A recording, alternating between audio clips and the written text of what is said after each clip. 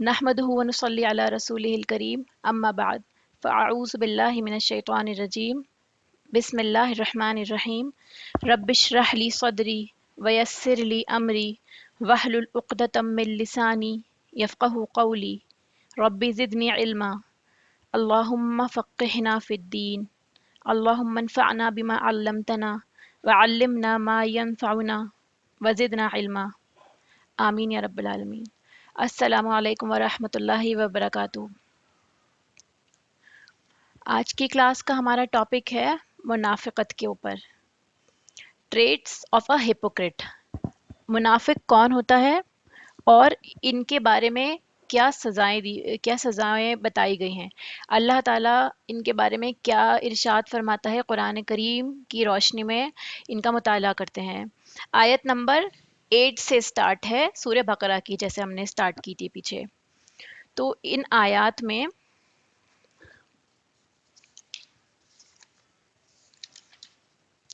आयत नंबर 8 से स्टार्ट है, वमिनन नासी मन यक़ूलु आमन्ना बिल्लाहि व बिल यौमिल आखिरी व मा हुम बिमुमिनीन।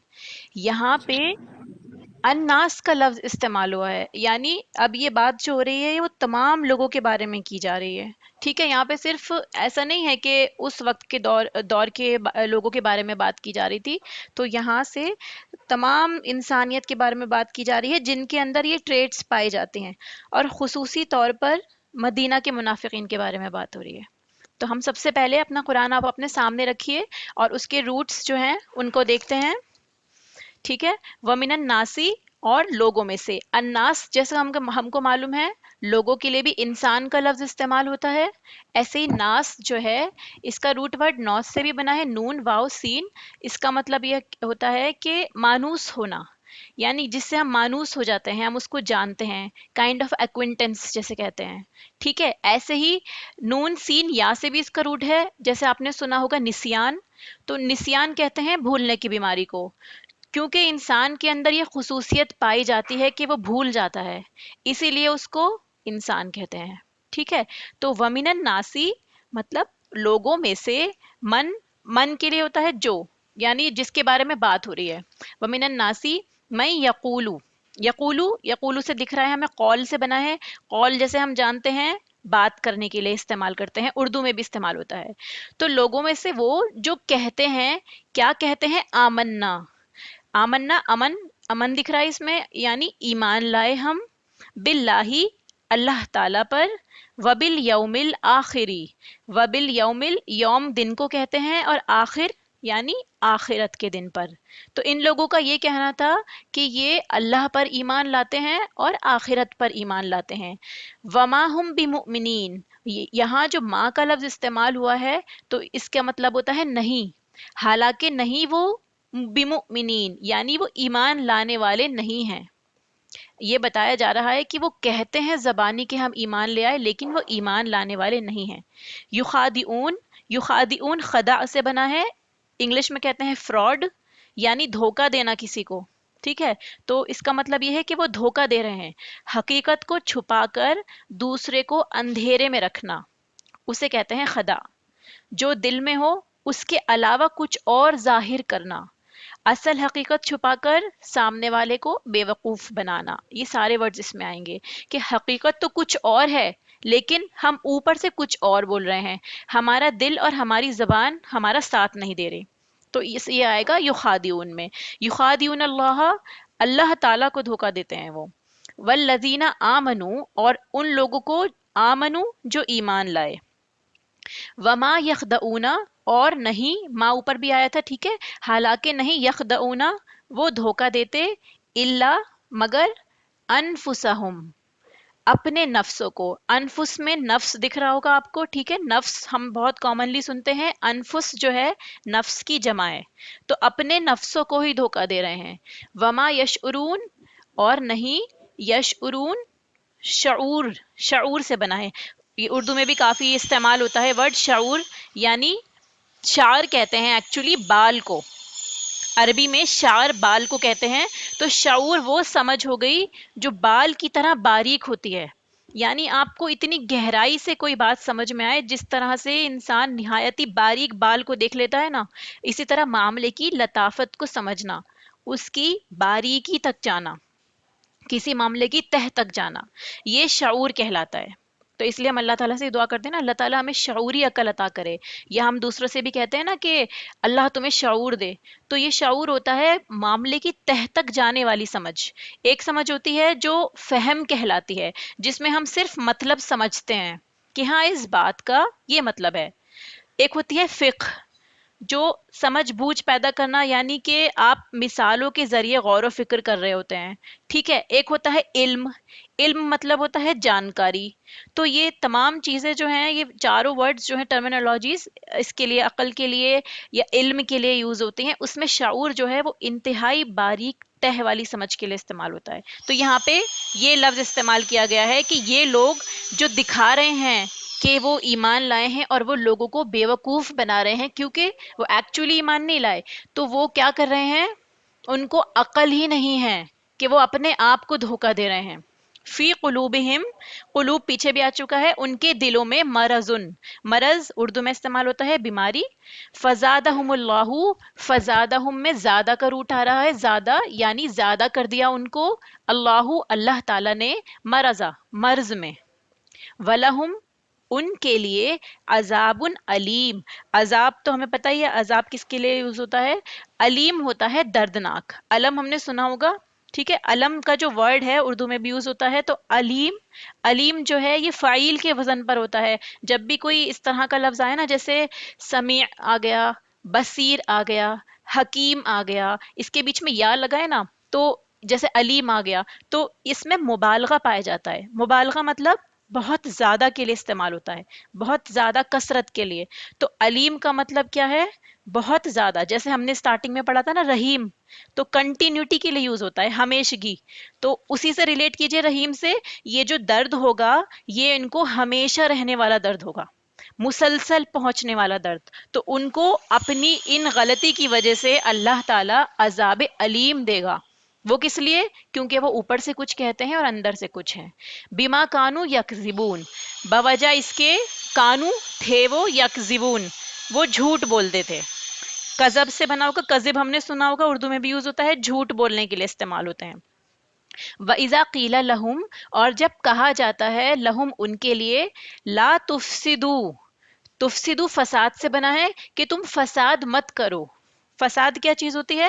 کسی بھی چیز میں بگاڑ ہونا، جو صحیح چیز ہوتی ہے اس کی صحیح فارم ہوتی ہے اس کو چینج کر دینا، ٹھیک ہے، خرابی ہو جانا، تو فساد اس کے لیے یوز ہوتا ہے۔ فی الارضی، زمین میں، ارض ہمیں معلوم ہے زمین کے لیے استعمال ہوتا ہے، یعنی جب ان سے کہا جاتا ہے کہ آپ زمین میں فساد مت کرو، بگاڑ مت کرو، تو قالو وہ کیا کہتے ہیں؟ انما بے شک ہم، نحنو مصلحون، نحنو کے لیے، ہم کے لیے استعمال ہوتا ہے، نحنو مطلب ہم، وی، مصلحون، مصلحون میں روٹ دکھ رہا ہوگا آپ کو، صلح پہ ہے، سواد لمحہ، صلح کے لیے، اصلاح کرنے کے لیے استعمال ہوتا ہے۔ تو وہ کیا کہتے ہیں؟ ہم تو اصلاح کرنے والے ہیں، ہم تو ریفارمرز ہیں، ٹھیک ہے۔ الا انہم هم المفسدون، خبردار بے شک یہی لوگ فساد کرنے والے ہیں۔ یہ کون کہہ رہا ہے؟ اللہ سبحانہ و تعالیٰ فرما رہا ہے کہ وہی فساد کرنے والے ہیں، ولیکن، لیکن، لیکن کے لیے استعمال ہوتا ہے، لا یشعرون وہ شعور نہیں رکھتے۔ وَإِذَا قِيلَ لَهُمْ جب کہا جاتا ہے ان سے، آمنو کہ ایمان لاؤ، آمنو امن سے، ایمان سے، کما جیسا کہ، آمنا ایمان لائے، الناس لوگ، جیسے لوگ ایمان لائے، قالو وہ کیا کہتے ہیں، یہ جو آیا ہے نا، اس کے یہ اس کے لیے استعمال ہوتا ہے کسی سوال کے لیے، یہ حروف استفہام ہے، تو الگ ہے، اور نؤمنو الگ ورڈ ہے، ٹھیک ہے۔ کیا ہم ایمان لائیں؟ نؤمنو مطلب ہم ایمان لائیں، جیسے آپ نے دیکھا ہوگا نا آمینو پیچھے، تو یہاں پہ نؤمنو ہے، تو یہ جو نون ہے نا یہ ہم کے لیے استعمال ہوتا ہے۔ کیا ہم ایمان لائے، کما جیسا کہ، لائک، آمن سفہا ایمان لائے، سفہا، سفہا کیا ہوتا ہے؟ سفہا سفیہ سے بنا ہے، سفیہ کہتے ہیں جسم کے ہلکے پن کو، لائٹ ویٹ ہونا۔ تو جب بھی عقل میں کمی ہوتی ہے اس کے لیے عربی میں سفیہ کا لفظ استعمال کرتے ہیں۔ تو وہ کمی کسی بھی وجہ سے ہو سکتی ہے، یا تو کسی بیماری کے سبب ہوئی ہو، یا کم عمری کی وجہ سے ہوئی ہو، یا لا علمی کی وجہ سے ہو، کوئی بھی ہو، اس میں بس یہ عقل کی کمی کے لیے استعمال ہوتا ہے. تو اس کے لیے ورڈ کیا یوز کیا؟ بے وقوف. جیسے ایمان لائے بے وقوف، الا خبردار، انہم بے شک وہی، انہ جب بھی آتا ہے تو بے شک کے لیے آتا ہے، پیچھے بھی ہم نے پڑھا تھا، انہم بے شک وہی، ہم السفہاء بے وقوف ہیں، وہی بے وقوف ہیں، ولیکن لا یعلمون لیکن وہ علم نہیں رکھتے. ٹھیک ہے. وَإِذَا لَقُوا الَّذِينَ، اور جب، لقو جو ہے یہ ملاقات سے آیا ہے. ٹھیک ہے. لقو جو ہے ہم نے اردو میں ورڈ یوز کرتے ہیں نا، ملاقات کرتے ہیں، تو یہ لقو اسی کا روٹ ورڈ ہے، لام قاف یا. تو جب وہ ملاقات کرتے ہیں الذین ان لوگوں سے، آمنو جو ایمان لائے، قالو آمنا وہ کہتے ہیں کہ ہم ایمان لائے. یہ سارے ورڈز اوپر آ چکے ہیں. وَإِذَا اور جب خلو، خلو جو ہے ہم نے سنا ہوگا، خلوت سنا ہوگا ہم نے، خالی ہونا. ٹھیک ہے. تو جب وہ خالی ہوتے ہیں یعنی اکیلے ہوتے ہیں، الا شیاطینہم طرف کس کے؟ شیاطین، اور آگے ہم بھی لگا یعنی اپنے شیطانوں کے پاس. جب وہ اکیلے ہوتے ہیں اپنے شیطانوں کے پاس ہوتے ہیں، قالو وہ کہتے ہیں، انا معکم کہ بے شک ہم تو تمہارے ساتھ ہیں، معکم تمہارے ساتھ ہیں. انما نحنو مستہزئون بے شک ہم مستہزئون، مستہزئون جو ہے استہزاء سے بنا ہے. استہزاء کہتے ہیں مذاق اڑانا. ٹھیک ہے. اندرونی طور پر کسی کا مذاق اڑانا اور اوپر سے ہاں میں ہاں ملانا اس کی، لیکن آپ اندر سے اس کا مذاق اڑا رہے ہوتے ہیں، یا آپ جانتے ہیں کہ آپ اس کو کس نظر سے دیکھ رہے ہیں، یا آپ اس کا کس طرح سے فن اڑا رہے ہیں. ٹھیک ہے. کسی کو کم عقل سمجھ کر مذاق اڑانا وہ اس میں آئے گا کہ یہ تو کتنا بے وقوف ہے، اسے اتنا بھی نہیں معلوم، تو وہ کہتے ہیں استہزاء. تو مستہزئون مطلب مذاق اڑانے والے. ٹھیک ہے. اللہ، اللہ تعالی، یستہزئ وہ مذاق کر رہا ہے، بہم ان کے ساتھ، یعنی اللہ تعالیٰ ان کے ساتھ مذاق کر رہا ہے. وَيَمُدُّهُمْ اور مدو، مد ہم نے سنا ہے، مد، مد کہتے ہیں عربی میں بھی استعمال ہوتا ہے کہ یہاں پہ مد آیا ہے. تو یہ جو مد ہوتا ہے، مدت بھی اردو میں یوز ہوتا ہے، تو اس کے لیے لمبی، لمبے عرصے کے لیے استعمال ہوتا ہے، یعنی کوئی چیز جسے کھینچ کر لمبا کر دیا ہو. ٹھیک ہے. مد کو بھی ہم کھینچ کے لمبا کرتے ہیں، ایسے ہی مدت عرصے دراز کے لیے استعمال ہوتا ہے. تو کسی چیز کو ڈھیل دینا اس کے لیے یوز ہوتا ہے مد. یا مد کا مطلب، یمد کا مطلب ہوا کہ ہم ڈھیل دے رہے ہیں ان کو. ٹھیک ہے. ڈھیل دے رہے ہیں ہم ان کو، ہم کے لیے وَيَمُدُّهُمْ مطلب ان کو ڈھیل دے رہے ہیں، ہم ان کو ڈھیل دے رہے ہیں. فی طغیانہم، طغیانہم طغیانی سرکشی کے لیے استعمال ہوتا ہے، یعنی جب پانی حد سے باہر چلا جاتا ہے تو ہم کہتے ہیں کیا؟ دریا میں طغیانی آ گئی. تو طغیانی کہتے ہیں سرکشی کو، تو ان کی سرکشی میں ہم ان کو اور ڈھیل دے رہے ہیں. یعمہون، یعمہون جو ہے عین میم ہاں سے بنا ہے، اس کا مطلب ہوتا ہے اندھا ہونا، دلوں کا اندھا ہونا پرٹیکولرلی، یعنی وہ اندھا پن جو آپ کو صحیح راستہ ہی نہیں بتا رہا، اور آپ کیا ہو رہے ہیں اس کے نتیجے میں؟ گمراہ ہو رہے ہیں، پریشان ہو رہے ہیں کہ مجھے کیا کرنا چاہیے. تو حیرانی کی وجہ سے جو گمراہی میں بھٹکتا ہے انسان، اسے کہتے ہیں یا امہون. ٹھیک ہے. وہ گمراہی میں پڑے ہوئے ہیں. اولئک الذین یہی وہ لوگ ہیں، اشتروا، اشتروا کہتے ہیں خریدنے اور بیچنے دونوں کے لیے استعمال ہوتا ہے عربی میں، یہ یعنی لین دین، جیسے ہم بولتے ہیں نا اردو میں لین دین کا معاملہ کر لو، تو اشتروا ہو گیا لین دین. تو یہاں پہ مراد ہے انہوں نے خرید لی الضلالہ، جیسے ہم نے سورہ فاتحہ میں پڑھا ہے نا ضالین، تو وہ کیا تھا؟ گمراہی کے لیے. تو انہوں نے کیا کرا؟ انہوں نے خرید لی گمراہی بالہدا، ہدایت کے بدلے انہوں نے گمراہی خرید لی. سورہ فاتحہ میں اللہ کے بندے ان سے کیا دعا مانگ رہے ہیں؟ اللہ تعالیٰ اہدنا الصراط المستقیم، اور لاسٹ میں کہ ہمیں ان لوگوں میں شامل نہ کرنا جو ضالین، وہ گمراہ ہیں. تو یہاں پر ان لوگوں نے کیا کیا؟ گمراہی خرید لی ہدایت کے بدلے. فما ربحت تو نہ فائدہ مند ہوئی، ربحہ کہتے ہیں فائدہ مند چیز کو، یعنی کسی چیز میں نفع ہونا. ٹھیک ہے. تجارتہم، تجارت اردو میں یوز ہوتا ہے بزنس کے لیے یوز ہوتا ہے، ان کی تجارت ان کے لیے فائدہ مند نہیں ہوئی. وما کانوا مہتدین اور نہ وہ ہدایت پانے والے تھے. مہتدین کا مطلب ہو گیا یہاں پہ ہدایت سے بنا ہے، یعنی وہ ہدایت پانے والے نہیں تھے. ان کی اس تجارت نے ان کو ہدایت نہیں دی. کیوں؟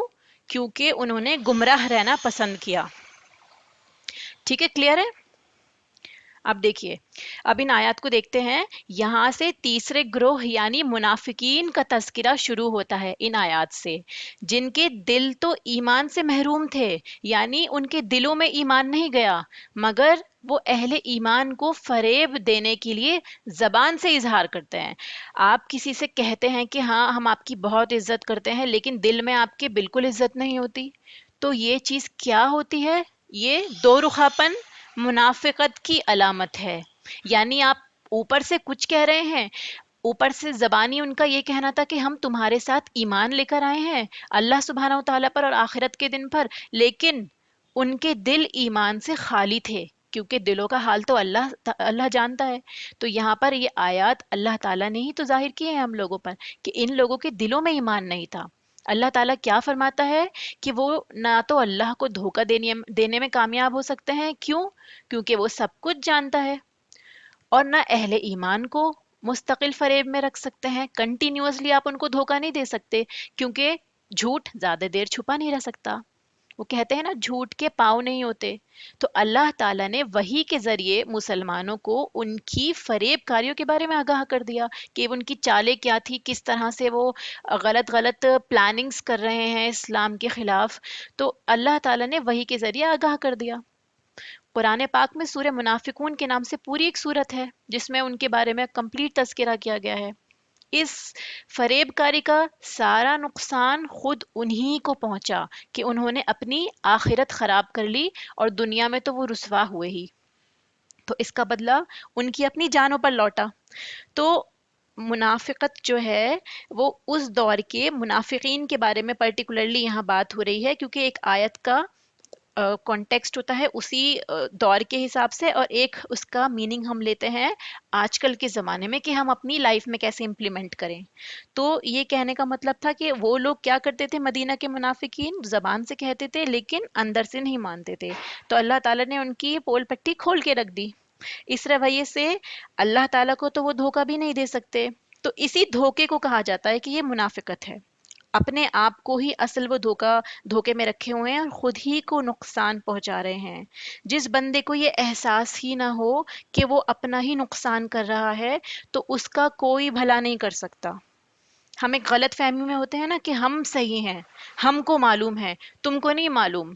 تو اس سچویشن میں کیا ہوتا ہے، ہم اپنے آکے ایک دیوار کھڑی کر دیتے ہیں کہ ہم آپ کی بات نہیں سنیں گے، اور کیا پتا وہ سامنے والی بات، سامنے والے انسان کی بات اللہ تعالیٰ کے ذریعے ہم تک آنی ہو، لیکن ہم خود کو بڑا سمجھ کے اس کی بات نہیں سنتے۔ تو یہ جو اپنے آپ کو بڑا سمجھنا ہے، تکبر، یہ بھی منافقت کی علامت ہے۔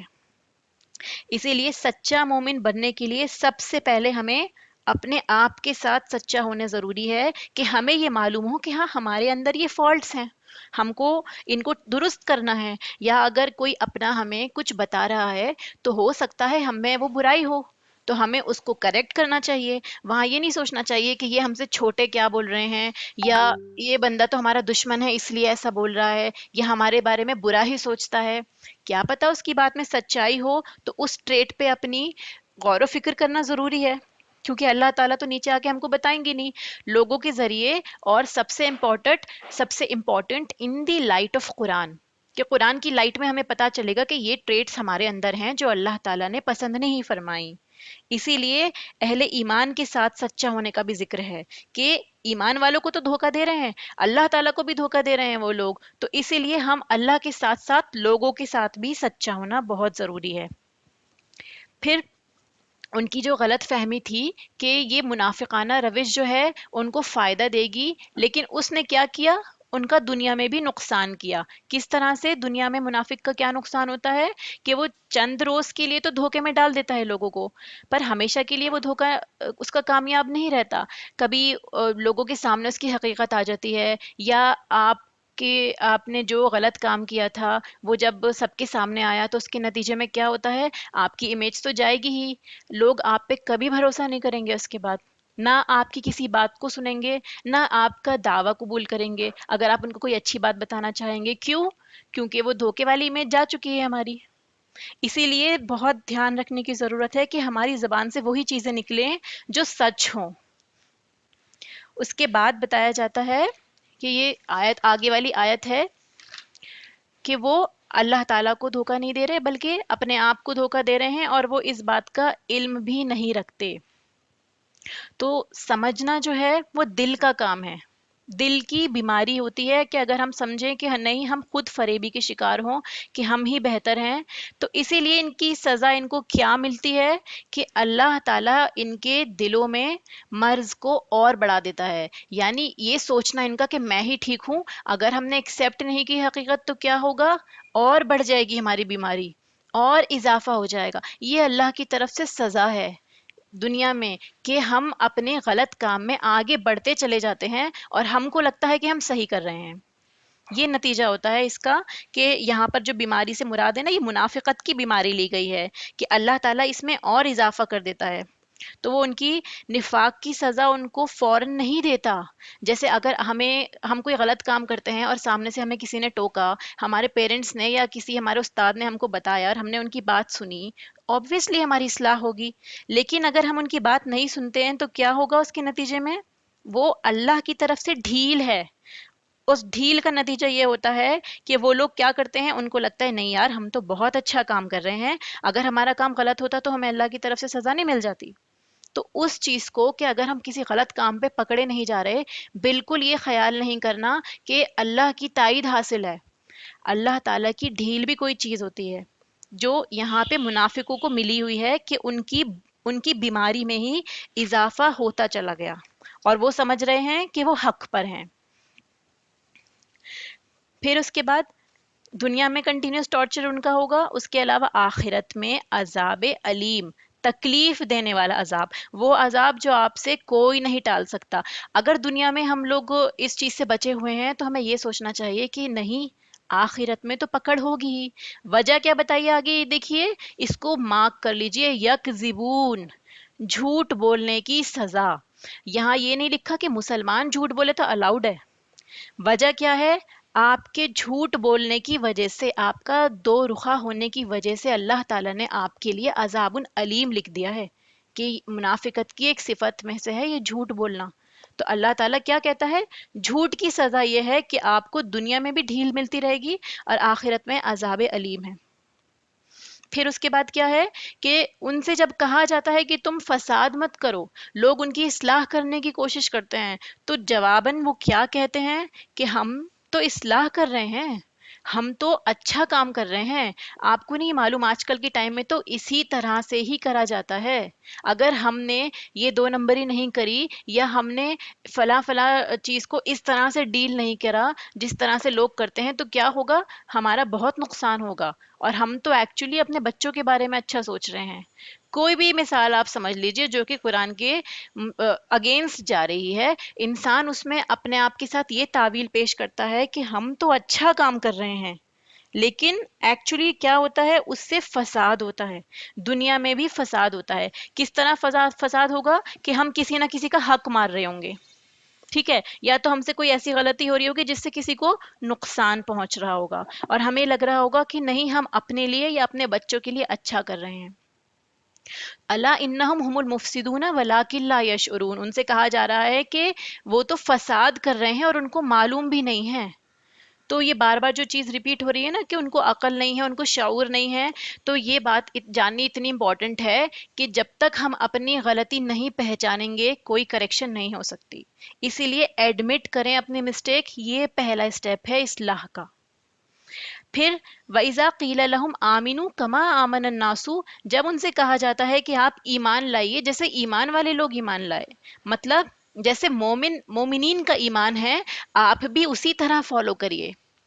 آج کل کی لائٹ میں سے ایسے اس طرح سمجھاتے ہیں کہ آپ سے کوئی یہ کہے کہ اسلام میں تو آپ کو جھوٹ نہیں بولنا، آپ کو پردہ کرنا ہے، یا آپ کو سود نہیں لینا، یا کوئی بھی ایسی چیز ہے جیسے رشتہ دار ہیں، آپ اگر رشتہ دار آپ کے ساتھ غلط کر رہے ہیں تو آپ کو پھر بھی ان کے ساتھ جوڑے رکھنا ہے، جو بھی چیز ہے۔ تو اگر ان سے یہ کہا جاتا ہے کہ ایمان لاؤ، ایسے ہی ایمان لانا جس طرح مومنین لاتے ہیں۔ مومنین سے یہاں مراد کون ہے؟ صحابہ کرام، جو ایمان لائے لوگ۔ یہاں پہ جو لوگوں کے بارے میں بات ہوئی ہے وہ صحابہ کے بارے میں بات ہو رہی ہے۔ تو وہ کیا کہتے ہیں؟ کیا ہم ایمان لائے بے وقوفوں کی طرح؟ ان کے نزدیک وہ صحابہ بیوقوف تھے جو سچائی کے ساتھ اسلام قبول کر دیتے ہیں اور اپنے آپ کو تکلیفوں میں ڈالتے ہیں. کیونکہ ہم سب جانتے ہیں مکی زندگی میں اسلام کو فالو کرنے والوں کو کتنا تشدد کا سامنا کرنا پڑا. اپنے آپ کو انہوں نے اتنی مشقتوں میں اور خطرات میں ڈالا. کس لیے؟ تاکہ اللہ کا دین اوپر جا سکے، پوری دنیا میں پھیل سکے. تو یہ کیا ہوتی ہے؟ قربانی ہوتی ہے. جو کون لوگ کرتے ہیں؟ جو اللہ سے سچی محبت کرتے ہیں. تو ان کی رائے میں کیا تھا؟ یعنی وہ لوگ کیا سمجھتے تھے کہ یہ تو سراسر احمقانہ بات ہے کہ محض حق کے لیے آپ تمام دنیا سے دشمنی مول لے لیں گے. جیسے اگر آپ کو معلوم ہے کہ کوئی بات حق ہے اور آپ نے اس کو فالو کرنا اسٹارٹ کر دیا تو کیا ہوگا؟ ساری دنیا اگینسٹ آ کے کھڑی ہو جائے گی. سب آپ کے ساتھ دوستی جتانا شروع کر دیں گے، یا کچھ لوگ دشمنی کے اس طرح کرنے سے تمہیں نقصان ہوگا، یا غیر مسلموں سے اس طرح سے تمہیں تکلیفیں پہنچ سکتی ہیں، آج کل کے وقت میں اس طرح فالو نہ کریں. کوئی بھی چیز سمجھیں آپ، تو اس میں کیا ہے؟ یہ کہا جاتا ہے کہ وہ دشمنی مول لے رہے ہیں سارے عرب کی، صرف اس لیے. کیوں؟ کیونکہ وہ اسلام کو فالو کرنے لگے ہیں. تو ان لوگوں کے خیال میں یہ عقل مندی کی بات نہیں تھی کہ آدمی حق اور باطل کی بحث میں نہ پڑے. وہ کیا کرے؟ صرف اپنے بارے میں سوچے. اس کو نوٹ کر لیجئے، صرف اپنے مفاد کے بارے میں سوچنا کہ یہاں میرا فائدہ ہو رہا ہے، دنیا جائے بھاڑ میں. کوئی کچھ بھی فالو کرے یا فالو نہ کرے، مجھے تو اپنی دنیا دیکھنی ہے، مجھے اپنا گھر اپنا بزنس دیکھنا ہے. یہ ہوتے ہیں منافقین، جو لوگوں کے بارے میں نہیں سوچتے، اسلام کے بارے میں نہیں سوچتے، ان کو صرف اپنے مفاد کی پڑی ہوتی ہے. کیا کہتا ہے اللہ تعالیٰ؟ انہم ہم السفہاء ولکن لا یعلمون. یعنی وہی لوگ بے وقوف ہیں ایکچولی، اور ان کو پتہ بھی نہیں ہے کہ وہ کتنی بے وقوفی کی بات کر رہے ہیں، کہ وہ ایمان لانے والوں کو بے وقوف کہتے ہیں. حالانکہ اللہ تعالیٰ تو ان کی اتنی تعریف کرتا ہے کہ اللہ تعالیٰ یہ فرماتا ہے کہ میں ان سے راضی اور یہ مجھ سے راضی. صحابہ کرام کے بارے میں یہ نا، رضی اللہ عنہم ورضوا عنہ. تو کس لیے ہے؟ کہ اللہ تعالیٰ ان سے راضی ہے. تو یہاں پہ جو بے وقوفی کا لفظ استعمال ہوا ہے وہ ان تمام لوگوں کے لیے استعمال ہوگا جو آج کل کے دور میں بھی اسلام کو پوری طرح فالو کرنے کی کوشش کر رہے ہیں. تو ان لوگوں کے لیے بے وقوفی کا لفظ استعمال کیا گیا ہے. آج کل کے ٹائم پہ بھی نعوذ باللہ صحابہ کرام کو یہ کہا جاتا ہے کہ جیسے کہ کچھ گروہ ایسے ہیں جو ان کے بارے میں توہین آمیز الفاظ نکالتے ہیں. تو یہ اگزامپل اللہ تعالیٰ نے اس دور کے مسلمانوں کے لیے بھی اور آج کے مسلمانوں کے لیے بھی سیٹ کر دیا. کیا؟ کہ کسی بھی اعلیٰ تر مقصد کے لیے کوئی بھی دنیاوی فائدہ اگر ہمیں قربان کرنا پڑے تو یہ بالکل بے وقوفی نہیں ہے، بلکہ یہ کیا ہے؟ یہ تو عقل مندی کا کام ہے اور سعادت مندی ہے کہ اللہ تعالیٰ نے آپ کو یہ پریویلیج دیا کہ آپ اسلام کے لیے قربانی دے سکیں. صحابہ رضی اللہ تعالیٰ عنہم نے اسی سعادت مندی کا ثبوت دیا کہ ہاں اللہ تعالیٰ ہم آپ کی فرما بردار ہیں. اسی لیے وہ پکے مومن ہی نہیں بلکہ ایمان لانے والوں کے لیے کیا بن گئے؟ ایک سٹیٹس بن گئے کہ ہمیں ان کی طرح کرنا ہے. جیسے اللہ کے نبی صلی اللہ علیہ وسلم فرماتے ہیں نا کہ جو لوگ میرے طریقے پر اور میرے صحابہ کے طریقے پر ہوں گے وہ کامیاب ہوں گے. تو صحابہ کا طریقہ کیا تھا؟ کہ انہوں نے ایمان کو سب سے اوپر رکھا. فَإِنْ آمَنُوا بِمِثْلِ مَا آمَنْتُمْ بِهِ فَقَدِ اهْتَدَوْا. سورہ بقرہ کی آیت ہے. اگر لوگ اسی طرح ایمان لائے کہ جس طرح تم ایمان لائے تو یقیناً وہ کامیاب ہو گئے. تو اس کا مطلب یہ ہے کہ ان کے راستے پر چلنا ہی، جس کو آج کل کے ٹائم پہ بے وقوفی کہا جاتا ہے، اگر کچھ لوگوں کا ماننا ہے تو وہ بے وقوفی نہیں ہے. اللہ تعالیٰ کی گواہی ہے کہ عقل مند لوگ تو وہی ہیں جو صحیح راستے پر چل رہے ہیں. تو یہاں پہ ایک چیز اور تھی کہ یہ کہا جا رہا ہے کہ اللہ تعالیٰ ہی ان کا مذاق اڑا رہا ہے. وہ تو آگے والی آیت میں ٹھیک ہے. وَإِذَا لَقُوا الَّذِينَ آمَنُوا قَالُوا آمَنَّا. جب ان سے کہا جاتا ہے کہ تم ایمان لاؤ ان کی طرح، تو کیا کرتے ہیں؟ کہتے ہیں ہم ایمان لائے، لیکن جب وہ اپنے شیطانوں کے پاس واپس جاتے ہیں. یہاں پہ شیطان کون لوگ مراد ہے؟ شیطان جیسے ہم نے ڈسکس کیا تھا عربی میں سرکش کے لیے یا پھر دھتلایا ہوا، ٹھیک ہے، رد کیا ہوا، اس کے لیے استعمال ہوتا ہے. تو انسان اور جن دونوں کے لیے لفظ استعمال کر سکتے ہیں.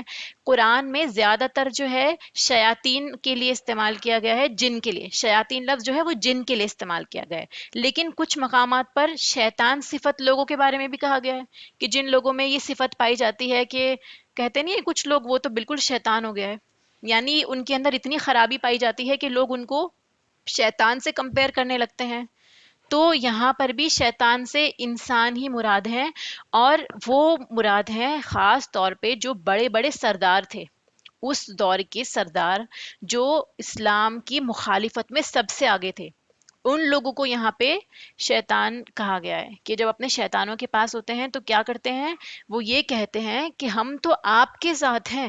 ہم تو ان لوگوں کا ایکچولی مذاق اڑا رہے تھے، کہ ہم ان کے بیچ میں بیٹھ کے ایکٹنگ کر رہے تھے کہ ہم تو آپ کے ساتھ میں ہیں، لیکن اندر اندر کیا تھا، ہم تو خوش ہو رہے تھے، مذاق اڑا رہے تھے کہ اچھا ہے ہم ان کی طرح نہیں ہیں، ہمارا تو ان سے کوئی تعلق نہیں ہے، ہم صرف زبانی زبانی بول رہے ہیں، اور ہم اتنی قربانیاں دینے والے نہیں ہیں، ہمارے بس کی نہیں ہے اتنی قربانی دینی. تو اللہ تعالیٰ ان کے ساتھ مذاق کرتا ہے. اس کا کیا مطلب ہے؟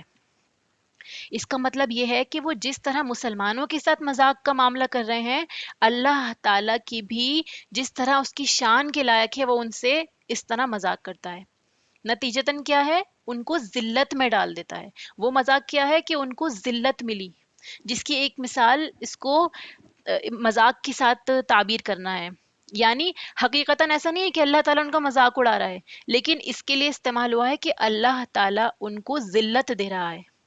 جیسے آگے بھی آیا تھا نا سورہ شعراء میں، وَجَزَاءُ سَيِّئَةٍ سَيِّئَةٌ مِثْلُهَا، برائی کا بدلہ اسی کے مثل برائی ہے. یعنی جس طرح آپ کرو گے آپ کو ویسا ہی ملے گا. اسی طرح یخادعون اللہ وہو خادعہم، اور ایک جگہ آیا ہے ومکروا ومکر اللہ. یہ آیات بھی قرآن میں آتی ہیں. تو ان کا مطلب یہ ہے کہ جس طرح انہوں نے کیا، اللہ تعالیٰ بھی ان کے لیے وہی چیز پلٹا رہا ہے. ایک مطلب یہ بھی ہو سکتا ہے کہ قیامت والے دن اللہ تعالیٰ ان کے ساتھ استہزاء فرمائے گا، جیسے کہ سورہ حدید کی آیت میں آتا ہے یوم یقول المنافقون. اس آیت میں تفسیر میں ہوگا کہ اللہ تعالیٰ جب منافقین سے بات کرے گا تو یہ بھی ہو سکتا ہے کہ اللہ تعالیٰ قیامت کے دن ان کا مذاق اڑائے. اللہ عالم، جیسے اللہ کی شان ہے اللہ بہتر جانتا ہے. لیکن اگر ہم اسے دنیاوی اعتبار سے سمجھیں تو ذلت، کہ ان کو ذلت ملتی ہے. ہر جگہ وہ ذلیل و رسوا ہوتے ہیں، لیکن وہ سمجھتے ہیں کہ نہیں ہم تو بہت کامیاب لوگ ہیں. پھر اللہ یستہزئ بہم ویمدہم فی طغیانہم یعمہون، اللہ تعالیٰ ان کے ساتھ مذاق کر رہا ہے اور ان کو ڈھیل دے رہا ہے. وہ ڈھیل ملی ہے ان کی سرکشی میں، جس میں وہ اندھے ہو کر گمراہ ہوتے پھرتے ہیں، اپنی من مرضی کی چیزیں کرتے ہیں، جس طرح ان کو اچھا لگتا ہے وہی کرتے ہیں. تو وہ ایک اندھا انسان کیا کرتا ہے، جہاں اس کا پیر لے جاتا ہے اس کو وہ وہیں چل پڑتا ہے نا. اس کو تو راستہ نظر نہیں آ رہا کہ کہاں مجھے جانا ہے اور کون سا راستہ ٹھیک ہے، وہ بس جہاں اس کو دکھا وہیں چلا جاتا ہے. ایک ورڈ آئے گا آگے امیون، جیسے آگے والی آیات میں آ رہا ہے نا، تو امیون جو ہوتا ہے وہ آنکھ کے اندھے کے لیے استعمال ہوتا ہے. لیکن جو یہاں پہ ورڈ آیا ہے امہن یا مہون میں جو امہن کا استعمال ہے وہ مطلب ہوتا ہے دل کا اندھا ہونا.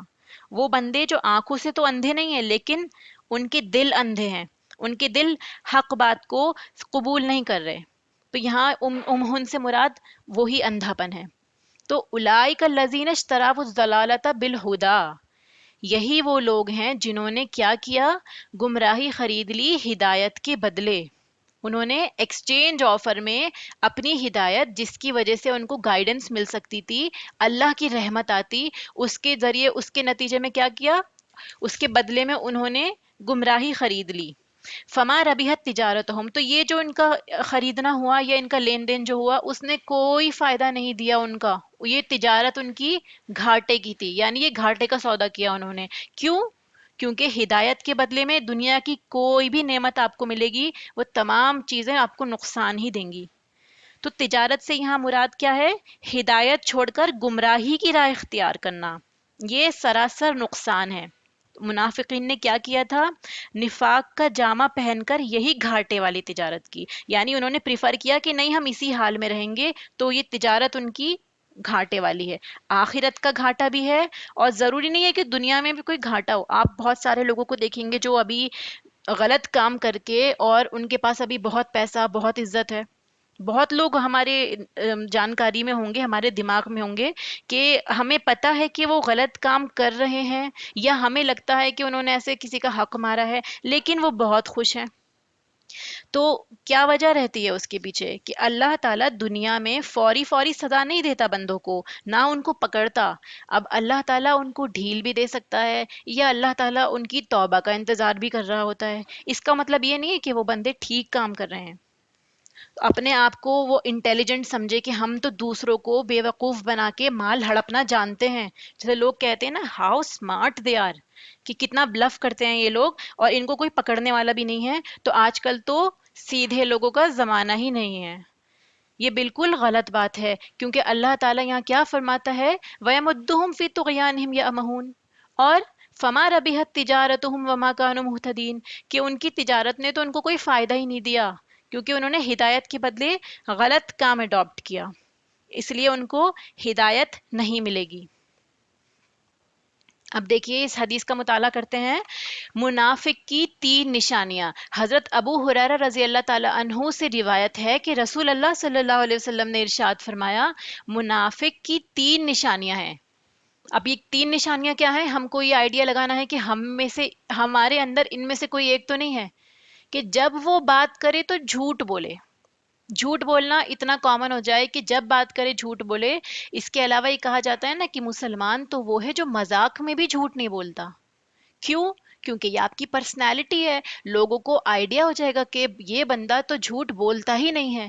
تو آپ کی طرف سے کوئی حق کی بات آتی ہوگی تو اس کو ایکسپٹ کرنے میں آنکھیں بند کر کے سامنے والا مان لے گا کہ نہیں یہ بندہ جھوٹ نہیں بولتا. اللہ کے پیارے نبی صلی اللہ علیہ وسلم کی کیا صفت تھی؟ صادق اور امین. سچے تھے اور امانت دار تھے. اسی لیے اتنے لوگ اس وقت ایمان لے آئے. کیوں؟ کیونکہ اللہ کے نبی نے اپنی زندگی میں جھوٹ ہی نہیں بولا تھا. تو وہ اللہ تعالیٰ کے بارے میں اتنا بڑا جھوٹ کیسے بول سکتے تھے؟ تو جو بھی بندہ اسلام کی دعوت کو آگے بڑھانا چاہتا ہے، اسے سب سے پہلے اپنے کردار پہ کام کرنا بہت ضروری ہے. ہم صرف یہ چاہتے ہیں کہ ہم زبانی جا کے لوگوں کو اسلام کے بارے میں بتائیں اور لوگ اسے ایکسیپٹ کر لیں. سب سے پہلی تبلیغ اپنے ساتھ ہوتی ہے کہ انسان اپنے آپ کو گروم کرے، اپنے آپ کو بہتر بنائے، اس طرح سے بنائے جس طرح اللہ تعالیٰ فرماتا ہے، اللہ تعالیٰ کی مراد ہے، یا جس طرح اللہ کے نبی صلی اللہ علیہ وسلم کی شخصیت تھی. تبھی کیا ہوگا؟ آپ کی بات میں وزن پیدا ہوگا، آپ کی بات میں تاثیر ہوگی کہ سامنے والے کے دل تک آپ کی بات جائے گی. سب سے پہلا پوائنٹ کیا بتایا دیکھیے، جب بات کرے تو جھوٹ بولے. اسی لیے ایک مسلمان کبھی جھوٹ نہیں بول سکتا. سیکنڈ پوائنٹ کیا ہے؟ جب وعدہ کرے تو وعدہ خلافی کرے. تو اب یہاں پہ سمجھنے کی بات ہے کہ وعدے کا کیا مطلب ہے. اگر ہم کسی سے بولتے ہیں کہ میرا وعدہ ہے کہ میں تم سے ضرور ملنے آؤں گی، صرف یہ ورڈ استعمال کرنے سے کیا وعدہ ہو جائے گا؟ ہر وہ چیز وعدہ ہے جو آپ نے بول دی کہ آپ یہ کریں گے. سامنے والے سے آپ نے کہا کہ میں 10 بجے تم کو مل جاؤں گی، تو اس کا کیا مطلب ہے؟ اب آپ کو 10 بجے آنا ہے. اب آپ کا یہ وعدہ ہو گیا. کیوں؟ کیونکہ آپ نے اس کو ایک امید میں ڈال دیا کہ ہاں اتنے بجے یہ کام ہو جائے گا. اب آپ اگر اس کے اوپر نیچے کرتے ہیں تو کیا ہوگا؟ یہ اپنی بات کے پکے نہیں ہیں. تو یہ پرابلم ہم میں سے بہت لوگوں میں ہوگی، مجھ سمیت، کہ اگر ہم کچھ کہتے ہیں کہ ہمیں اس وقت کرنا ہے یا ہمیں یہ کام کرنا ہے تو ہمیں اس کو کرنا ہی ہے. سورہ 18ویں سپارے میں سورہ مومنون کی آیت ہے جی، اس میں بھی یہی بتایا گیا ہے کہ جب وہ اپنی بات کرتے ہیں یا کچھ بھی بات کہتے ہیں تو اس کو پورا کرتے ہیں، وعدہ خلافی نہیں کرتے. تو صرف وعدہ وہ نہیں ہوتا جس میں ہم کسی کو کمٹمنٹ دے دیں کہ ہاں میرا پکا پرومس کہ میں یہ کام کروں گی. ہر وہ بات وعدہ ہے جو آپ نے کسی کو سامنے رکھ کے اس کے سامنے اپنی رسپانسبلٹی لے کے وہ کام کرنے کو کہہ دیا. ٹھیک ہے. اس کے بعد کیا ہے؟ ہماری جابس بھی یا ہماری کوئی ڈیوٹی جو ہمیں اسائن کی گئی ہے، وہ ساری چیزیں کیا ہیں؟ ہماری طرف سے وعدہ ہے، ایک پرومس ہے کہ ہاں ہم یہ کام کریں گے. تو یہ تمام اپنی زندگی میں جہاں جہاں یہ چیزیں آئیں ان جگہوں پہ فالو کرنا اس بات کو بہت ضروری ہے. صرف اتنا نہیں ہے کہ اگر ہم کسی سے ہاتھ ملا کے پرومس کرتے ہیں تو وہ وعدہ ہوتا ہے. لاسٹ پوائنٹ کیا ہے؟ جب اس کے پاس امانت رکھوائی جائے تو اس میں خیانت کرے. آپ کے پاس کسی نے کوئی چیز رکھوا دی، فار ایگزامپل کوئی کھانے پینے کی چیز ہے، کوئی کچن کا سامان ہے، یا آپ کے پاس کسی نے اپنا پین رکھوایا، آپ کے پاس کوئی پین رہ گیا سمجھیے اپنی فرینڈ کا. اب آپ نے کیا کیا؟ اس سے لکھنا اسٹارٹ کر دیا یہ بول کے کہ ارے تھوڑا سا تو انک استعمال ہوگی. یا آپ کے پاس کسی نے اپنا کوئی سامان رکھوایا ہے یا رہ گیا، اب آپ نے اس کو استعمال کرنا شروع کر دیا کہ آپ اس کو انفارم بعد میں کر دیں گے، وہ چیز کیا ہو گئی؟ آپ نے اجازت کے بنا اسے استعمال کر لیا تو وہ خیانت ہو گئی، چاہے وہ کوئی پینسل ہی کیوں نہ ہو، چاہے وہ کوئی سوئی ہی کیوں نہ ہو۔ اگر کسی اور کی چیز آپ کے پاس رکھی ہے تو آپ اس کی اجازت کے بنا اس کو اٹھا کے اپنے کام میں نہیں لائیں گے۔ اگر ہم نے ایسا کیا تو یہ کیا ہو گیا؟ یہ خیانت ہو گئی، اور خیانت منافق کی ایک صفت ہے۔ یہ اتنی سمجھنے کی بات ہے جو ہم اپنی زندگی میں فالو کرتے ہیں، لیکن سمجھتے نہیں ہیں کہ اس میں اتنی گہرائی ہے۔ ایک اور حدیث ہے جس میں 4 ٹریٹس کا ذکر ہے: whoever possesses them is a hypocrite and whoever possesses some of them has an element of hypocrisy until he leaves۔ یعنی جس میں یہ 4 صفت پائی جاتی ہیں، یا پھر چاروں میں سے کوئی ایک بھی اس کے اندر ہے، تو اس کے اندر منافقت کی کوئی ایک علامت موجود ہے۔ سب سے پہلے کیا ہو گیا؟ when he speaks lies، جھوٹ بولنا۔ when he promises he breaks his promises، کہ اس نے اپنا پرومس توڑا، اپنا وعدہ توڑا۔ when he disputes he transgresses، یعنی جب اس کے ساتھ کوئی لڑائی ہوتی ہے تو کیا ہوتا ہے؟ وہ گالی گلوچ پر اتر جاتا ہے، وہ اپنی حدوں کو توڑ دیتا ہے۔ کسی بھی لڑائی میں کیا ہوتا ہے؟ آپ اس کا روپ دیکھیں گے کہ بالکل ایسا ہوتا ہے جیسے کہ کہتے نہیں ہے شیطان آ گیا اس پہ، تو اس طرح سے انسان ہوتا ہے کہ وہ بالکل گالی گلوچ پر اتر جاتا ہے، حدوں کو توڑ دیتا ہے۔ اور لاسٹ میں کیا ہے؟ when he makes an agreement he violates it، اپنا عہد جو کیا اس نے اس کو پورا نہیں کیا۔ تو یہ منافقت کی صفت میں سے آ گیا۔ اب یہ دیکھیں ایک حدیث صحیح بخاری کی: the worst people before Allah subhanahu wa ta'ala on the day of resurrection will be the double faced people۔ جو دو رخے چہرے لیے ہوئے انسان ہیں دنیا میں، اللہ تعالیٰ کے نزدیک سب سے بدترین لوگ ہوں گے قیامت کے دن۔ دو رخا ہونا مطلب جو آپ کے دل میں ہے آپ سامنے والے کو بول دیں، اگر آپ کو کوئی بات پسند نہیں آئی تو آپ اس کو کہہ دیں، اگر آپ کو کوئی کام نہیں کرنا تو آپ پیار سے اس کو ایکسپریس کر دیں، لیکن اوپر کچھ اور اندر کچھ کسی بھی ٹریٹ میں اگر ہمارے اندر یہ ہے، انلیس یہ ہے کہ ہم سامنے والی سچویشن کو ورسٹ نہیں کرنا چاہتے ہو، کہ ہم کسی کا دل نہیں دکھانا چاہتے، تو اس چیز میں یہ ہوتا ہے کہ آپ حکمت سے کام لیجئے اور اس کے بارے میں یہ نہ سوچیں کہ میں تو اس لیے چپ ہوں کیونکہ ایسا نہ ہو جائے۔ آپ دل میں بھی معافی کا فیل کریے اور یہ سوچئے کہ ہاں اگر ہمارے بڑے ہیں تو ہماری بھلائی کے لیے کچھ کہہ رہے ہیں۔ اس سچویشن میں اگر آپ اپنے آپ کو سمجھا رہے ہیں حالانکہ آپ کو اندر کچھ اور فیل ہو رہا ہے، تو اس میں کیا کریں گے آپ؟ اس میں آپ کو اپنے آپ کو سمجھانا ہے، وہ منافقت نہیں ہوگی، کیونکہ آپ خود کو صبر سے باندھے ہوئے ہیں کہ غلط کیا ہے اور صحیح کیا ہے۔ اس کے بیچ میں آپ کو آئیڈیا ہو گیا کہ اللہ سبحانہ و تعالیٰ ہم سے یہ چاہتا ہے تو ہم اپنے نفس پہ کنٹرول کریں۔ یہاں یہ بات ہو رہی ہے کہ جو بندے دو دو باتیں کرتے ہیں، کہ اوپر سے تو کہہ رہے ہیں کہ ہم آپ کو بہت پسند کرتے ہیں، لیکن اندر ہی اندر یا اپنوں کے بیچ میں جب جاتے ہیں تو کیا کہتے ہیں کہ اس کی عادت تو بہت خراب ہے، مجھے بالکل پسند نہیں ہے اس سے ملنا۔ یہ چیز منافقت میں ہو جائے گی۔ اگر آپ کو کسی کی کوئی ٹریٹ نہیں پسند تو آپ اس کو اکیلے میں جا کے بتا دیں کہ یہ بات مجھے تمہاری اچھی نہیں لگی، اپنے دل میں نہ پالیں۔ اس طرح کیا ہوگا؟ آپ دو رخے بن جائیں گے اور آپ کا ہی نقصان ہو جائے گا۔ اب یہاں پہ ایک اور حدیث ہے، دیکھیے: the messenger of Allah peace and blessings be upon him said this is the prayer of the hypocrite۔ یہاں پر اب منافقین کی ایک بہت امپورٹنٹ ڈس ایڈوانٹیج کہہ لیجیے یا پھر ایسی چیز جو ان کے اندر پائی جاتی ہے جو بہت ناپسندیدہ ہے، یہ آپ کو یہ چیز بتاتی ہے کہ یہ فلاں بندہ منافق ہے۔ کیا نشانی بتائی گئی ہے؟ نماز کے اندر ان کی خرابی، یعنی he sits watching the sun decline until it is between the two horns of Satan۔ یعنی وہ جب تک بیٹھا رہتا ہے بندہ نماز نہیں پڑھتا، جب تک کیا ہوتا ہے؟ بالکل سورج ڈوبنے پہ نہ آ جائے۔ مراد یہ ہے کہ اپنی نماز میں اتنی تاخیر کی، ابھی پڑھیں گے ابھی پڑھیں گے ابھی پڑھیں گے، کہ بالکل آخری کے 5 منٹ رہ گئے، اس کے بعد ہم کھڑے ہوتے ہیں کہ ہم نماز پڑھنے جا رہے ہیں۔ پھر کیا کرتا ہے وہ بندہ؟ He quickly paces the ground 4 times, یعنی کیا کرتا ہے؟ ٹھونگے مارتا ہے زمین پہ، جلدی جلدی جلدی، سبحان ربی الاعلیٰ سبحان ربی الاعلیٰ سبحان ربی الاعلیٰ۔ نہ آپ کو کچھ سمجھ میں آیا کہ آپ نے اپنا سر کس کے آگے رکھا ہوا ہے؟ کیوں؟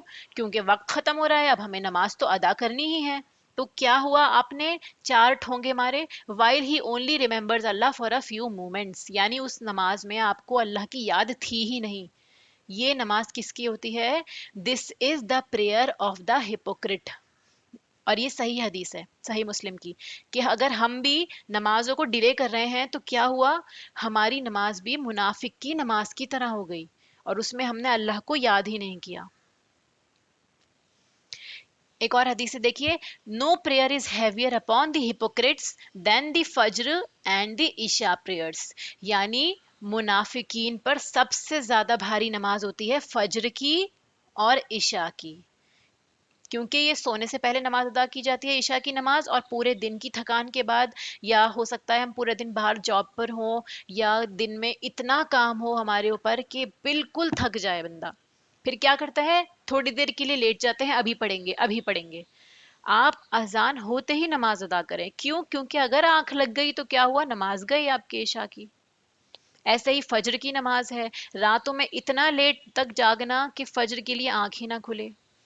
تو یہ بتایا ہے کہ یہ منافقین کے اوپر سب سے بھاری ہوتی ہے نماز. یعنی اگر ہمارے لیے یہ نماز کسی بھی وجوہات کی وجہ سے بھاری ہو رہی ہے، فجر کی نماز عشاء کی نماز، تو ہم ان پرابلمس کو فکس کریں، ان چیزوں کو اپنے سے نکالیں تاکہ ہماری فجر نہ چھوٹے اور ہم عشاء پڑھتے ہی سو جائیں.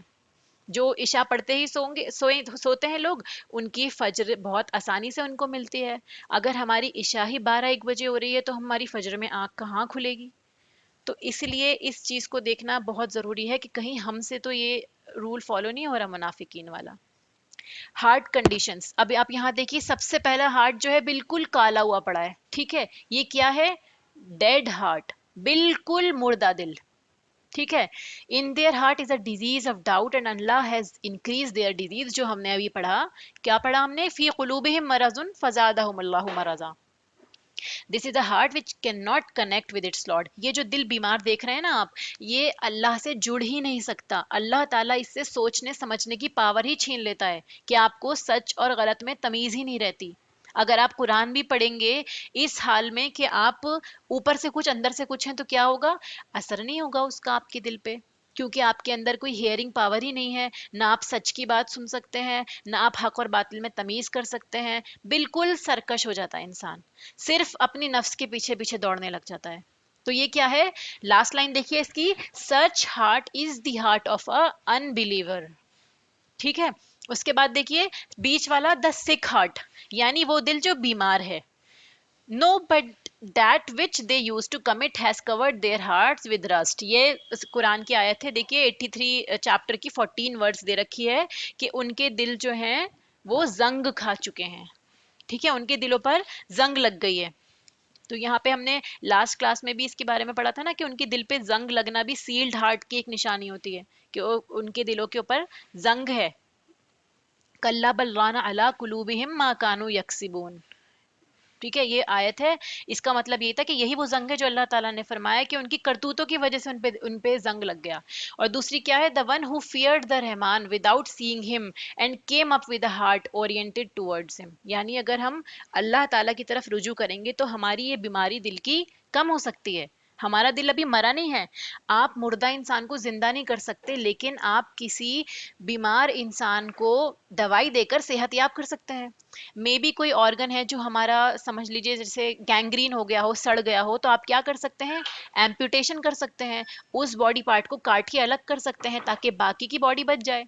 تو سکھ ہارٹ میں دیئر از اے چانس، جس میں جیسے کالا دھبا لگ جاتا ہے نا، بندہ ایک گناہ کرتا ہے، اس کے دل پہ ایک سیاہ دھبا لگ جاتا ہے، تو پھر اس کے بعد کیا کرتا ہے، وہ کوئی نیکی کرتا ہے یا سچی توبہ کرتا ہے تو وہ دھل جاتا ہے. لیکن اگر وہ کنٹینیوس گناہ کرتا رہے تو وہ پورا دل اس کا کورڈ کر دیتا ہے. ٹھیک ہے، تو اس میں کیا کیا چیزیں آتی ہیں دیکھیے، ایروگینس، ریونج، بدلہ، ایروگینس کہ اپنے آپ کو بڑی چیز سمجھنا، اینگر بہت غصہ کرنا، کرٹیسائزنگ دوسروں کو ہر بات میں تانے تشنے کرنا. ٹھیک ہے، سلینڈر بہتان لگانا کہ اسی نے ایسا کام کیا ہوگا، آپ کو نہیں معلوم کہ کوئی بندہ کچھ غلط کرتا ہے یا نہیں، لیکن ہمیں اس کے اوپر جھوٹے الزامات لگانے ہیں، تو یہ سلینڈر بھی اسی میں آ رہا ہے. ڈیفیمیشن، ٹھیک ہے، کسی کو ذلیل کرنا. ال اسپیکنگ، کسی کی برائیاں کرنا. یہ ساری چیزیں جو ہے نا سکھ ہارٹ کی نشانی ہے. تو یہ سب چیزیں نوٹ کرنے والی ہیں کہ ہمارے اندر ان میں سے کوئی ایک بھی چیز ہو تو ہمیں اس کو کریکٹ کرنا ہے. بیک بائٹنگ دیکھیے، ہارشنس، پیٹھ پیچھے برائی کرنا، غیبت کرنا بھی ہارشنس، کہ آپ بہت زیادہ سخت ہیں، کہ کسی کو آپ کے اندر نرمی ہی نہیں دکھ رہی. اوپریشن، سامنے والے کو دبائے جا رہے ہیں، دبائے جا رہے ہیں، ہم اس کے بارے میں کچھ اچھا سوچ ہی نہیں رہے، ہم اس کو کہنے کا موقع ہی نہیں دیتے. اس کے بعد مائزری، فالٹ فائنڈنگ، لائنگ، ہپوکریسی، جیسے آپ کیا کرتے ہیں، دوسروں کے اندر صرف ایب نکالتے ہیں، یا آپ جھوٹ بولتے ہیں، آپ کے دو رخے فیسز ہیں، ایسے ڈیسیٹ، دھوکہ دینا، سسپیشن، یہ ساری چیزیں آپ کے دل کو بیمار کر دیتی ہیں. These are the signs of a sick heart. اور لاسٹ میں دیکھیے ہیلدی ہارٹ کیا ہوتا ہے، قلب سلیم. آگے قرآن کی آیات میں بھی آئے گا نا، except to him who will come to Allah with a sound heart, کہ اللہ تعالیٰ کے پاس وہ آتے ہیں قلب سلیم لے کر. ٹھیک ہے، تو یہ کون سا ہارٹ ہوتا ہے، وچ از پیور. یہ ہم آگے ڈسکس کریں گے ابھی. ٹھیک ہے، اب دیکھیے منافقین کی کیا صفات ہو گئی، ایک بار اس کو ریوائز کر لیجئے. خالی پہلی بات کہ وہ نہ ماننے والے ہیں، ان کو کوئی کچھ بتاتا ہے تو وہ اس کو نہیں مانتے. پھر قول اور فعل کا تضاد، جو کہتے ہیں اور جو کرتے ہیں ان دونوں میں آپ کو بالکل ڈفرینس دکھے گا. پھر دھوکے باز، فریب دینے والے، دوسروں کو دھوکا دیتے ہیں اور سمجھتے ہیں کہ ہم بہت اچھا کام کر رہے ہیں. پھر بے حس، کہ ہمیں کسی کی فیلنگ کا احساس ہی نہیں ہے، بس ہمیں اپنی بات اوپر رکھنی ہے. پھر کیا ہے، ظاہر اور باطن ان کے الگ الگ ہیں. جھوٹ بولنے والے ہیں، اصلاح کے نام پر فساد کرنے والے ہیں، کہ لوگ کہتے ہیں کہ ہم اچھا کام کرتے ہیں حالانکہ وہ غلط کام کر رہے ہیں. پھر لا علم، یعنی جس بندے کے پاس نالج نہیں ہوتی کہ صحیح کیا ہے غلط کیا ہے، کبھی کبھار وہ بھی غلطی کر دیتا ہے، تو اس کو کیا کرتے ہیں منافقین جو ہیں، وہ لا علم بندہ بھی ہو سکتا ہے. یعنی کوئی بندہ جو لا علم ہے وہ بھی منافقت کی صفت رکھ سکتا ہے، کیونکہ اس کو آئیڈیا ہی نہیں ہوگا کہ اللہ سبحانہ و تعالیٰ فرماتے ہیں کہ جھوٹ بولنا مسلمان کی پہچان نہیں ہے. تو آپ کیا کرتے ہیں، اپنی اس صفت سے بچنے کے لیے آپ کو علم حاصل کرنا ہے تاکہ ہمارے اندر یہ صفت نہ آئے. ایسے ہی مذاق اڑانے والے، جو دوسروں کا مذاق اڑاتے ہیں، دو رخے ہو گئے. ٹھیک ہے، بنا بصیرت والے، یعنی ان کے دل اندھے ہو جاتے ہیں ان کے اس کنٹینیوس ریجیکشن کی وجہ سے. پھر کیا ہے، ہدایت کے بدلے وہ گمراہی کو پریفر کرتے ہیں، وہ اچھے کام یا حق کے بدلے جو دنیا کر رہی ہے یا جس میں ان کا فائدہ ہے وہ کرنا پریفر کرتے ہیں. تو یہ ساری منافقین کی صفات میں سے ہے. اب منافقت کا تعلق دل سے کس طرح ہے، جیسے آپ نے وہ حدیث سنی ہے کہ ایمان کا مزہ آ گیا اس بندے کو، اس نے ایمان کا لطف پا لیا، جس نے کیا کیا، اللہ کو ہی سب کچھ مان لیا، اسلام کو اپنا دین مان لیا، اور نبی پاک صلی اللہ علیہ وسلم کی رسالت پر وہ راضی ہو گیا. تو ایک بندہ ہوتا ہے جو پیدائشی مسلمان ہے، ایک ہے شعوری مسلمان.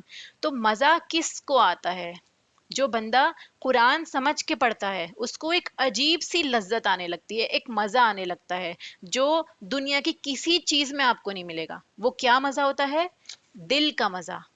الا بذکر اللہ تطمئن القلوب، یہ دل پر اثر کرتا ہے، دل کو مزہ دلاتا ہے. ٹھیک ہے، دل کو جب تک قرآن کا مزہ نہیں ملتا تو کیا ہوتا ہے، وہ بور بور فیل کرتا ہے، وہ سانگز سننا پسند کرتا ہے، وہ سیریلز دیکھنا پریفر کرتا ہے، یا وہ گپ شپ میں گوسپنگ میں لگ جاتا ہے. کیوں؟ کیونکہ دل کو مزہ چاہیے.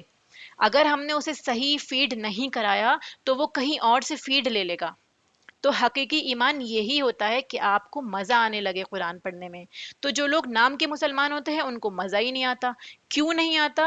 سب سے بڑا سوال ہے، ہمیں قرآن پڑھنے میں مزہ کیوں نہیں آتا؟ کیونکہ ہم صرف چھلکا چھلکا دیکھ رہے ہیں، ہم نے اندر کا اس کا اصل گودا، اس کا پلپ لیا ہی نہیں. آپ خود سوچیں، اگر آپ کیلے کا صرف چھلکا کھائیں اور اس کے اندر کا گودا پھینک دیں تو آپ کو کیلا کھانے میں مزہ آئے گا؟ ہم فروٹس کے اوپر کورنگ اتارتے ہیں نا، کیوں؟ کیونکہ ہماری مراد ہوتی ہے اصل پلپ سے. سملرلی ایک پرفیوم کی ڈبہ ہے، اب آپ پرفیوم کو اس کے باکس کو تو استعمال نہیں کریں گے، آپ اندر کے اس کے ایسنس کو لیں گے نا. تو ذائقہ انسان کو خوش کرتا ہے، اس کو اصل اسپرٹ، اصل ایسنس کی نیڈ ہوتی ہے، جو آپ کو اور مجھے بنا قرآن کو سمجھے آئے گا ہی نہیں. تو اس مزے کی خاطر انسان کیا کرتا ہے، بہت مشکل چیزیں برداشت کرتا ہے، پرواہ ہی نہیں کرتا، غلط کام کرتا ہے. لیکن جس بندے کو قرآن میں مزہ آ جائے تو کیا ہوتا ہے، جیسے پیچھے آیا کہ لوگ ان کو کیا کہتے ہیں، یہ تو بے وقوف ہیں، یہ تو اللہ میاں کی گائے ہیں. ٹھیک ہے، یا یہ کس دنیا میں رہ رہے ہیں. ان بندوں کو ایک الگ ہی مزہ آتا ہے اپنی زندگی میں جو کہ دوسرے نہیں سمجھ سکتے. کیوں؟ وہ اللہ کو سب کچھ مانتے ہیں، اللہ کو ہی، ان کی زندگی اللہ کے آس پاس گھومتی ہے، اور وہ اللہ سے جو کلوزنس فیل کرتے ہیں وہ کسی چیز میں ان کو فیل نہیں ہوتا. اور ان کے لیے نبی پاک صلی اللہ علیہ وسلم کی زندگی آئیڈیل ہوتی ہے بالکل. وہ یہ نہیں دیکھتے کہ فلاں لوگ اتنا خوش ہیں تو ہمیں ان کی طرح جینا ہے. وہ یہ دیکھتے ہیں کہ پیارے نبی صلی اللہ علیہ وسلم نے کس طرح زندگی گزاری, کس طرح وہ کنٹینیوس ایکشنز, کنٹینیوس جہاد میں اور کنٹینیوس امت کی بھلائی میں لگے رہے. اور وہ بندہ آخرت کو اپنا گھر سمجھتا ہے, وہ وہاں کی تیاری کرتا ہے. تو اس کے لیے ایک ٹرم بھی آتی ہے ربانی. تو ربانی بننے کے لیے کیا کرنا پڑتا ہے؟ آپ کے راستے میں جو بھی رکاوٹ آ رہی ہے آپ اسے دور کریں, جس میں آپ کے ایفرٹس لگتے ہیں, یعنی آپ کی محنت لگے گی. تو اس لیے اس کا تعلق دل سے اس لیے کہا جاتا ہے کہ جیسے ہارٹ میں بہت ساری ڈیزیزز پائی جاتی ہیں الگ الگ ٹائپ کی, اسی طرح منافقت بھی ایک ڈیزیز آف ہارٹ ہے. ایک حدیث آتی ہے, ایک آدمی کے بارے میں کہا جاتا ہے کہ یہ کتنا عقل مند ہے, کتنا خوش کلام ہے, اتنی اچھی اچھی باتیں کرتا ہے, لوگوں کو امپریس کرتا ہے, اسے تو آرٹ آف اسپیچ آتا ہے, انفلوئنس کرنا آتا ہے لوگوں کو, لیکن اس کا حال یہ ہے کہ اس کے دل میں رائے کی دانے کے برابر ہی بھی ایمان نہیں ہے. وہ صرف باتیں کر رہا ہے, اخلاق صرف ظاہر کر رہا ہے, اندر سے وہ کھوکھلا ہے. تو یہی ہماری آزمائش ہے کہ اللہ تعالیٰ دنیا کا نقصان دیکھ کر ہمیں دیکھتا ہے کہ اب یہ بندہ کیا کرے گا. جیسے لوگ اس کو بیوقوف کہنا شروع کر دیا, یا آپ کے کاروبار میں کسی بھی طرح کی کمی آ گئی, آپ کی صحت میں کمی آ گئی. آپ لوگ یقین کریں کہ بہت سارے لوگوں نے ایسا ایکسپیرینس شیئر کیا ہے کہ جب انسان قرآن پڑھنا سٹارٹ کرتا ہے تو اس کے گھر میں یا اس کے کاروبار میں کوئی نہ کوئی دقت اگر آتی ہے تو وہ بندے کیا بولتے ہیں آ کر کہ ہم نہیں لے سکتے قرآن کلاس. کیوں؟ کیونکہ ہماری جب سے اسٹارٹ کیا ہے نا تو ہمارا کاروبار بند ہو گیا, میرے گھر میں لوگ بیمار رہنے لگ گئے, تو اس لیے ان لوگوں نے کہا فلاں فلاں نے کہ آپ قرآن کی کلاس میں نہ جایا کریں. انتہا دیکھیے عقیدے کی خرابی کی, کہ جو چیز ہمارے لیے رحمت بن کر آئی ہے ہم اسی کو دے رہے ہیں کہ اس کی وجہ سے ہی سارا بلیم ہے. تو اللہ تعالیٰ آزماتا ہے نا کہ میرے نام لینے والے لوگ ہیں کہ میرے راستے پہ چلتے ہیں یا نہیں. تو اسی لیے دل انسان کا سب سے امپورٹنٹ آرگن ہے, پوری لائف ہمارے دل پہ ڈیپینڈنٹ ہے. اگر ہمارا دل ہی نہیں ہے تو ہماری لائف ہی نہیں ہے. اسی لیے اگر ہمارا دل درست نہیں ہے تو ہمارا ایمان درست نہیں ہے. اس کے بارے میں بہت ساری چیزیں بتائی جاتی ہیں کہ دل, اس کی پمپنگ سپیڈ اتنی زیادہ ہوتی ہے جیسے آپ سمجھیے 6 فیٹ اونچا فاؤنٹین نکل جائے, اگر آپ ہارٹ نیچے رکھیں گے نا تو 6 فٹ کا فاؤنٹین نکلے گا, اس کی سپیڈ اتنی ہے. یعنی ہارٹ اتنی تیزی سے کام کر رہا ہے, باڈی کا ایک ایک پارٹ ہارٹ سے کنیکٹڈ ہے. آپ کے ہارٹ سے جو بلڈ جا رہا ہے وہ برین میں جاتا ہے, آپ کے ٹو میں جاتا ہے, فنگر ٹپس میں جاتا ہے, ہر جگہ یہ سمجھ لیجئے کہ آپ کا دل انفلوئنس کرتا ہے. ٹھیک ہے, تو کیا ہوتا ہے, ایک ہارٹ انٹیلیجنس بھی کوئی چیز ہوتی ہے جو ہم کہتے ہیں نا ہمارے دل کی آواز یہ ہم سے کچھ کہہ رہی ہے. تو دل کا اور دماغ کا بھی کمبینیشن ہوتا ہے بہت زیادہ. جو چیز ہمیں دل سے صحیح لگنے لگتی ہے ہمارا ذہن اس کو قبول کر لیتا ہے کہ نہیں یہ کام آسان ہے. سب سے پہلے اپنے دل کو منائیں, تو اس کے بعد کیا ہوگا, ہمارا مائنڈ ایکسیپٹ کر لے گا کہ نہیں یہ کام بہت آسان ہے اور اللہ تعالیٰ نے اس میں آسانی ہی ڈالی ہوگی. ایسا ہو ہی نہیں سکتا جو اللہ مجھ سے ڈیمانڈ کر رہا ہے اس میں کسی بھی طرح کی مشکل ہو. تو دل صحت مند ہے تو پورا جسم صحت مند ہے. یہ حدیث دیکھیے, دل بدلے تو زندگی بدلے. حضرت نعمان بن بشیر رضی اللہ تعالیٰ عنہ سے روایت ہے, وہ کہتے تھے کہ میں نے رسول اللہ صلی اللہ علیہ وسلم سے سنا, آپ فرماتے تھے سن لو, بدن میں گوشت کا ایک لوتھڑا ہے, جب وہ درست ہوگا تو سارا بدن درست ہوگا, اور جہاں وہ بگڑا سارا بدن بگڑ گیا. سن لو, وہ ٹکڑا آدمی کا دل ہے. یعنی اگر ہمارا دل خراب ہو گیا, ہمارے دل میں بیماریاں آ گئی ہیں تو کیا ہوگا, ہمارا پورا جسم خراب ہو جائے گا, ہماری پوری باڈی خراب ہو جائے گی. تو یہاں پر دل کی بیماری کے اندر وہ سائنٹیفک بیماری مراد نہیں ہے اللہ کے نبی صلی اللہ علیہ وسلم سے. مطلب یہ ہے کہ کوئی بھی برائی ہمارے دل میں آتی ہے تو کیا ہوگا, ہماری پوری باڈی پارٹس پہ افیکٹ پڑے گی. ہماری آنکھیں بھی وہی چیز دیکھیں گی جو ہمارا دل دکھانا چاہ رہا ہوگا, ہمارے ذہن میں وہی خیالات آئیں گے جو ہمارے دل میں اٹھ رہے ہوں گے. ٹھیک ہے, تو اسی لیے جو دل میں ڈیزائرز آتی ہیں تو دماغ میں بھی ڈیزائرز آتی ہیں. اسی لیے دل بدلے گا تو عمل بدلے گا. آپ صلی اللہ علیہ وسلم نے کیا کیا تھا, دلوں کو بدلا تھا, دلوں کی بیماریوں کو ڈائگنوز کیا تھا اور ان کا علاج کیا تھا. آج کل کے زمانے میں ہم ہارٹ ٹرانسپلانٹ کروانے جائیں تو کیا ہوگا, کتنے کتنے لیکس لگتے ہیں. آپ یہ دیکھیے اینجیوگرافی میں کتنا کتنا پیسہ اٹھ جاتا ہے, یا آپ کو بائی پاس سرجری کرانی ہو, کسی بھی طرح کے ہارٹ آپریشن ہو, کتنے لیکس دینے پڑیں گے آپ کو. لیکن یہاں دل کی بیماریوں کا علاج اتنا آسان ہے جس میں آپ کو 1 روپیہ خرچ نہیں کرنا پڑ رہا، اور وہ کیا ہے؟ قرآن کی طرف آنا، اللہ کی یاد رکھنا، اور دل کی بیماریوں کا علاج کیا ہے؟ ایک موت، موت کو یاد کرنا کہ اگر میں یہاں مر جاتی تو کیا میں مجھے اس بندے کی بات بری لگتی، یا جو ہم لوگوں کے سامنے اپنی سچائی پیش کرتے ہیں یا لوگوں کے سامنے کچھ بھی فیل کرتے ہیں، تو اگر ہم ابھی مر جائیں تو کیا یہ بات ہمیں اتنا افیکٹ کرے گی؟ اسی لیے ہر چیز میں ریفلیکٹ کریے کہ ہماری منزل کچھ اور ہے، یہ نہیں ہے کہ ہمیں ابھی فی الحال کی چیزوں میں جو افیکٹ ہوا یا ہمیں کسی کی کوئی بات بری لگی تو ہمیں فوراً اس کو رسپانس دینا ہے، ٹھیک ہے؟ ہارٹ ڈیزیز دیکھیے آپ، سائنس کے اعتبار سے انجائنا ہے، coronary heart disease, congenital heart disease, cardiac arrhythmia, cardiomyopathy, یہ ہو سکتا ہے ٹرمینالوجیز ہمارے لیے نیو ہوں، لیکن بتانے کا مقصد یہ ہے کہ یہ تمام ہارٹ ڈیزیز جو سائنس کے اسپیکٹ سے آپ کو ملیں گی، میڈیکل فیلڈ میں ملیں گی، وہ یہ ہیں، لیکن یہ کیا ہے؟ یہ سب سطحی ہیں، اوپر اوپر سے ہیں، اور ان کا علاج ممکن ہے، لیکن وہ ہارٹ ڈیزیزز جو اسلام بتاتا ہے، منافقت، حسد، بغض، کینہ، جو ہم نے پیچھے پڑھ لی ابھی میں نے اچھے سے ایکسپلین کر دی، کبر، غصہ، غیبت، یہ ساری چیزیں کیا ہیں؟ یہ تمام دل کی بیماریاں ہیں جن پہ ہمارا دین اور ہمارا ماحول کام کرتا ہے۔ جیسے باڈی کو آکسیجن چاہیے ہوتا ہے نا، اس طرح ہم لوگوں کو قرآن کی ضرورت ہے، ایمان کی ضرورت ہے۔ تو for the complete well being what is important? The healthy heart, this is the heart which is pure, ایک صاف ستھرا دل، free of any kind of disease, ٹھیک ہے؟ پھر کیا ہے؟ It finds doing good deed easy and is horrified and disgusted with disobedience. کہنے کا مطلب یہ ہے کہ ایک سچا دل، ایک صحیح سالم دل کون سا ہوتا ہے؟ جس کے دل میں اللہ رب العزت کی محبت بھری ہو، اللہ کا فرما بردار ہو، ٹھیک ہے؟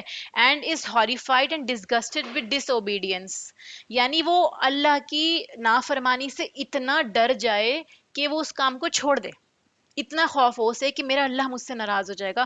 یہ قلب سلیم کی نشانی ہے، اللہ سے محبت ہونا ایک قلب سلیم کی نشانی ہے۔ Such heart is the heart of a believer, کہ ہمارا ہارٹ اگر غلط کام کرتے ہوئے دیکھ رہا ہے یا ہم خود غلط کام کر رہے ہیں، اس کا مطلب ہمارا دل بیمار ہے۔ تو پورا ٹاپک دل پہ بتانے کا اس لیے امپورٹنٹ تھا کیونکہ ہماری کمپلیٹ ویل بینگ جو ہے وہ ریلیٹڈ ٹو ہارٹ ہے، اور ایک ساؤنڈ ہارٹ ہونا، اگر ہمارے پاس یہ ایک قلب سلیم